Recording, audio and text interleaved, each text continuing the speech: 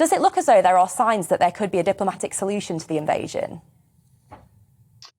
Well, you would hope so, because at the end of the day, Deanna, diplomacy or annexation, as far as I can see, are the only two ways out of this conflict. And clearly, we don't want annexation of Ukraine, so we have to work towards diplomacy.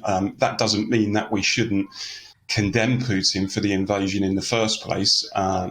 And on the question of whether or not he's a war criminal, I think plainly he is. If you launch an illegal war of aggression against another country, then in my book that makes you guilty of a war crime. I just have to say also, however, I just think there's a bit of hypocrisy about this whole debate about war criminality. I mean, I've heard in recent days and weeks, for example, Gordon Brown and Tony Blair talk about Putin being held responsible for an act which constitutes a war crime. And the truth is, the West itself doesn't have clean hands on this. We did a very similar thing in 2003 when we launched an illegal invasion of Iraq. That was an unprovoked attack. It turns out that the premise on which the attack was based turned out to be false.